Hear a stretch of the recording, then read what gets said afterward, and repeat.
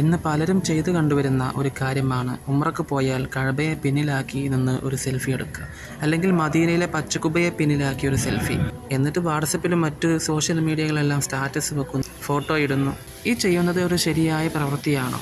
നമുക്ക് നോക്കാം. ബഹുമാനപ്പെട്ട ഇമാം നവവി റളിയല്ലാഹു അൻഹു തൻ്റെ ഹജ്ജിനെയും ഉംറയെയും സിയാറത്തിനെയും പറ്റി പ്രതിപാദിക്കുന്ന ഇലാഹ് എന്ന ഗ്രന്ഥത്തിൽ ഹാഷിയത്തുൽ ഇലാഹിൻ്റെ 109-ാമത്തെ പേജിൽ കാണാം, കഅബയുടെ അടുത്ത് നമ്മൾ എങ്ങനെയാണ് ഉണ്ടാവേണ്ടത്?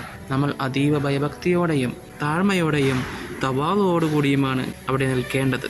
അതിനെതിരായി നാം അവിടെ പ്രവർത്തിക്കാൻ പാടില്ല. അങ്ങനെയിരിക്കെ കഅബ ഷരീഫിനെ നമ്മുടെ പിറകിലാക്കിയിട്ടുള്ള ആ സെൽഫി എടുക്കൽ അതൊരു അദബ് കേടാൻ ഒരിക്കലും ചെയ്യാൻ പാടില്ല. അതുപോലെ തന്നെ മദീനയിലെ പച്ചക്കുബയെ പിറകിലാക്കിയിട്ടുള്ള സെൽഫി അതും അദബ് തന്നെയാണ്.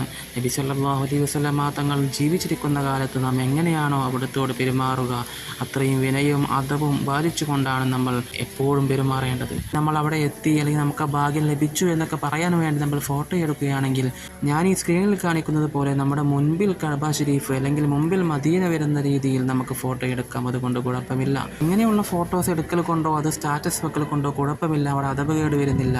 നമ്മൾ നമ്മുടെ പിറകിലാക്കി നിന്നുകൊണ്ടുള്ള ഫോട്ടോ എടുക്കൽ ഒരിക്കലും ചെയ്യാൻ പാടില്ല. അല്ലാഹു സുബ്ഹാനഹു വ തആല അദബുള്ള ആളുകളിൽ നമ്മെ ഉൾപ്പെടുത്തി അനുഗ്രഹിക്കുമാറാകട്ടെ.